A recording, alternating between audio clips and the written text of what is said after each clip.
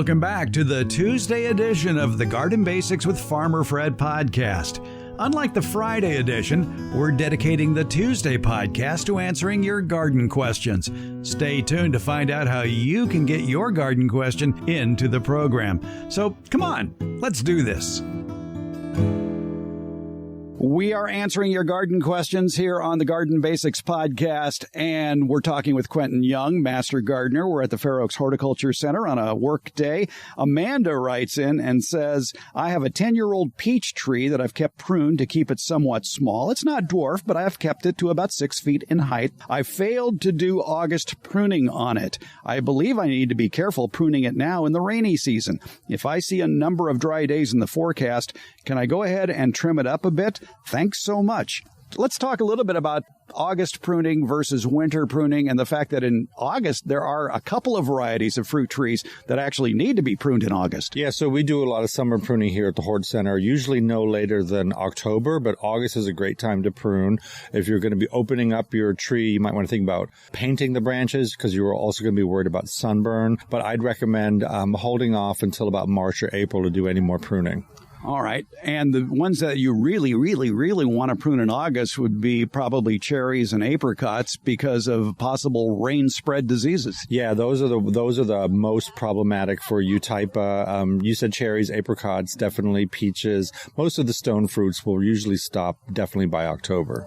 All right. With a peach tree, if you have it outside, Amanda, you sure want to clean up underneath it so you don't have any spores left over that might cause peach leaf curl. Definitely. And you want to try to do that last. If you're going to be spraying for peach leaf curl with, let's say, copper, you want to time it usually around between Valentine's Day, President's Day.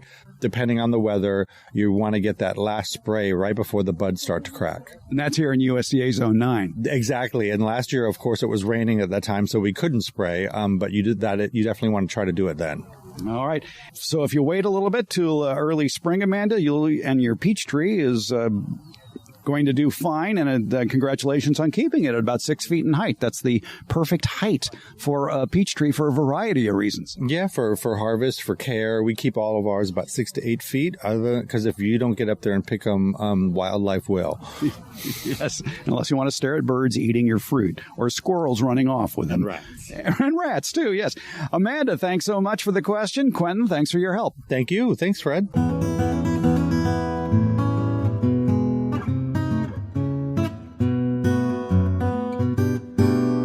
We like to answer your garden questions here on the Garden Basics Podcast, Tuesday edition. Debbie Flower is with us, America's favorite retired college horticultural professor. And Debbie, today's question comes from Steve. He's located in Hardiness Zone 9B, which is, as he says, Granite Bay, which is in Placer County. It's a suburb east of Sacramento. He says, we enjoy your podcasts and presentations. Who would you recommend I contact with specific questions regarding my perennials? I try online searches. I've tried the University of California and local garden centers, but receive varying answers. This time of year, I'm putting together my frost-sensitive list and my pruning list of when and how much. I appreciate any guidance you can provide. Debbie, what are your thoughts about that? Boy, wouldn't it be lovely to get a list of all the perennials you could grow in 9B and which ones are frost sensitive and how to prune each one. For me, it's been a lifelong learning. The places that I would go to for Granite Bay plants in Placer County, California, would be the Placer County Master Gardeners. I know they have an office or I believe they used to anyway, have an office in Auburn. You can go visit them or you can phone them. They will have hours when they will answer your questions online. And yes, you are going to get varied answers, partly because all gardening is local and all gardening is really microscopically local. If that plant is grown in that person's yard and it gets some protection from the sun, it will be different than one that doesn't get any protection from the sun. Same if it gets protection from wind and no protection from wind. So you're going to have to observe your own plants and go at it conservatively, especially things like pruning. You can always take more off tomorrow, but you can't glue it back on. So prune it and see what happens. The other place that I would go for information is there's a perennial plant club of Sacramento. Not all of Sacramento is Zone 9B, but you will certainly find people who are informed about perennials there, and they can answer your questions. There are specialists in many different types of perennials, and I would visit local display gardens. The Land Park has a lovely garden, and there's some of the water districts. A lot of the water districts have display gardens of drought-tolerant plants, good for the general location. There's not usually somebody there to talk to, but if you go regularly, you can see how the plants have been tended over time. Yeah, that's a very good tip. Over on Auburn Folsom Boulevard, near the entrance to Beals Point, a little bit south of that, you can find the San Juan Water District's demonstration garden, where you're going to find a lot of California native plants, and you can see how they've taken care of it. We would be remiss unless, because you are in Granite Bay, that you should visit the Fair Oaks Horticulture Center. They have a beautiful perennial plant section, and on workshop days, which are usually held once a month, you can go there and ask all the questions you want, and you can see the plants in action and how they've pruned it. So the Fair Oaks Horticulture Center, I'm an old-fashioned guy. I like books. And I still think, even though it's been out of print for a decade or so, the Sunset Western Garden book is an excellent resource to give you more particular information about frost sensitivity of plants and even some general pruning guidance.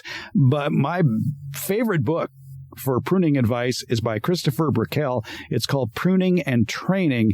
And I have yet to not find a plant that I'm looking for information on in that book. So Pruning and Training by Christopher Brickell, and pick up an old copy of the Sunset Western Garden book.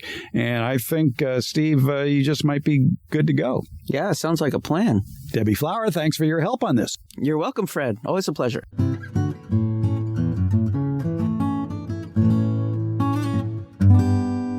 We like to answer your garden questions here on the Garden Basics podcast. We get a question from Fortuna, California, which is way up in Northwest California along the coast near Eureka. And it comes from Scott, and he says, I have planted a Bisbee spur red delicious apple. I did it 2 years ago. In its first year in the ground, which was last year, it produced tons of apples. I left them on and ate them, of course. But the diameter of the tree trunk at the base did not appear to grow as my other trees did. It appears healthy, but looks the same as when planted. It's covered in fruit wood. I assume it will fruit heavily again. Should I remove all the fruit once it's set to force the tree to physically grow in diameter and height? How do you get a new fruit tree to grow? We are at the orchard of the Fair Oaks Horticulture Center talking with Master Gardener Peggy Kennedy. Peggy, what should Scott do with that apple tree? First of all, Scott, you made a wonderful choice of apples, no doubt about that. But for the first 3 years, you don't want your newly planted fruit trees to have any fruit whatsoever, because you want the energy of that tree to go into building strong roots and strong structure. And then you'll have all the wonderful fruit that you need later, and the tree will be strong enough to hold it. Peggy, good answer. Scott, hold off on harvesting that tree for the first 3 years, and you'll have a good, strong Bisbee spur red delicious apple tree. Peggy Kennedy, thank you. Oh, we're most welcome. My pleasure.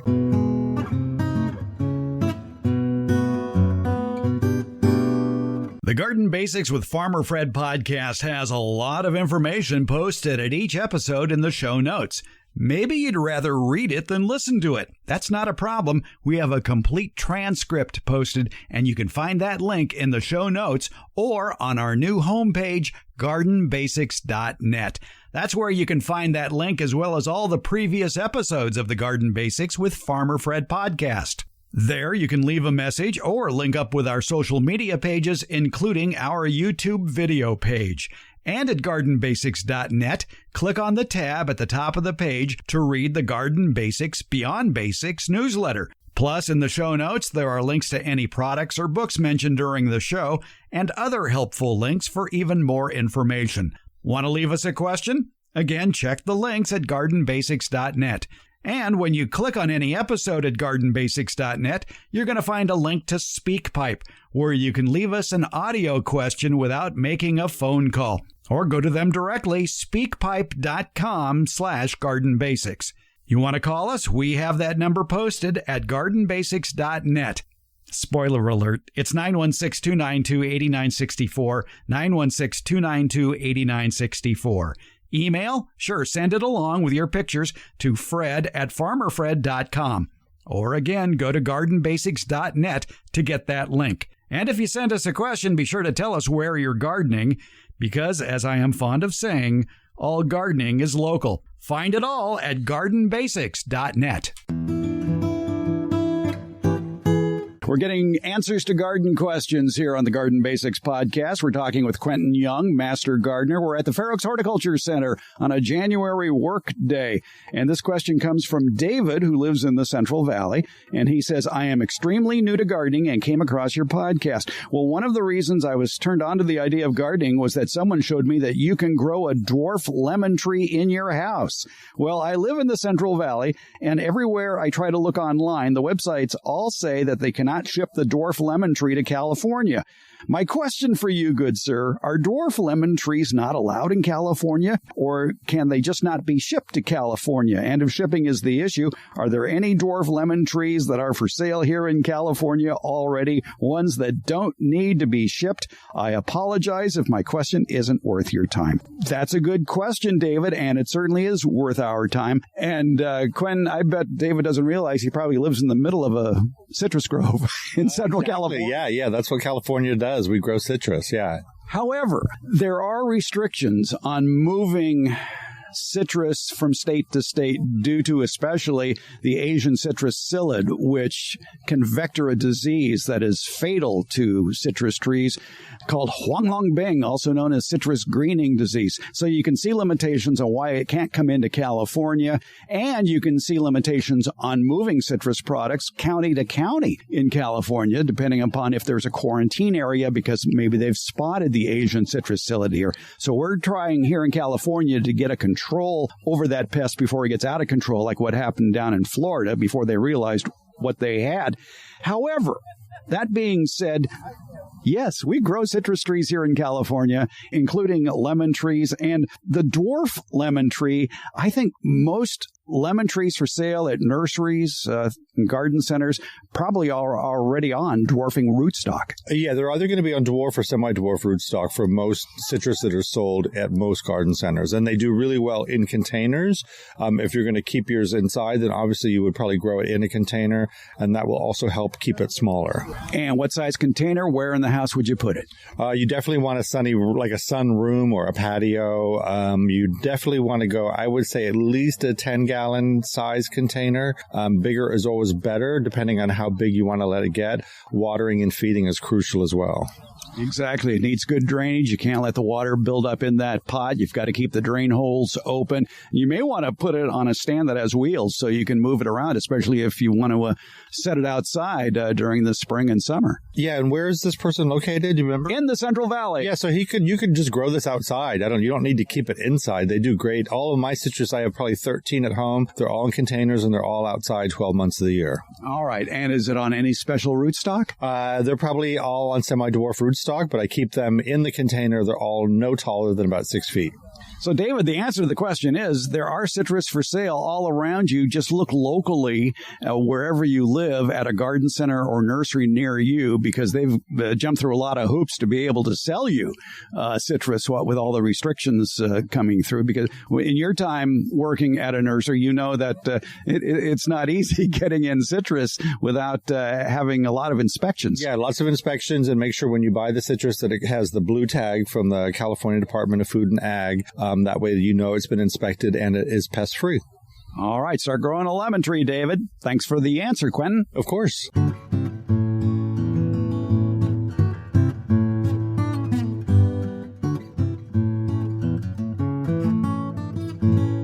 Ben in North Texas left us a question at gardenbasics.net. He says, I'm in zone 8B. I have a variety of grow bags and containers, and I sift my soil and compost very finely. I've added coir, C-O-I-R, coir, but after the sifting, I'm concerned about compaction. It clumps together and breaks apart easily in my hands. Should this be a concern? And if so, what can I add to the mix? Thanks for all the knowledge you've shared. It's definitely helped me be more prepared for my second year growing food. Well, keep at it, Ben. Sounds like you're doing good. Coir, yeah, a lot of people are using that now instead of peat moss because the pH of coir is relatively neutral as compared to the more acidic peat moss. Coir needs to be thoroughly moistened by itself before using, so I like to put the dry coir into a large bucket and let it soak in water overnight. The next day, dump it all into another large pot, one with drain holes, and let it drain for a while. Then it'll be much more pliable and ready for mixing with other ingredients for your purpose, such as a seed starting mix. My own seed starting mix that I'll make would be 1/3 coir, 1/3 of finely sifted compost, and 1/3 perlite or pumice. Hi, my name is Brenda Terry, and I listen to Farmer Fred every week. I really, really enjoy it, and I have learned a lot. For next summer, I'm going to be growing tomatillos rather than tomatoes because of my health. I can't eat tomatoes anymore. And I'm hoping you could cover a little bit about tomatillos in a spring episode. Thank you very much, and keep up the good work. Well, Brenda, thanks so much for the question. You can be like Brenda and leave a question on SpeakPipe too. Go to speakpipe.com/garden basics. It's easy. Give it a try. You can even call us and leave a message if you'd like. 916-292-8964, 916-292-8964. Email? Sure, send it to fred@farmerfred.com. You could leave a question at Facebook, Instagram, or Twitter as well. You'll find links to all those in today's show notes. Debbie Flower is here, our favorite retired college horticultural professor, which I guess you better trademark that phrase now since people are asking me about it when they hear my voice in strange places. Yes. Well, good. All right. So Brenda has a question about tomatillos. Brenda, we're sorry that you're allergic to tomatoes, but tomatillos are kind of a close relative.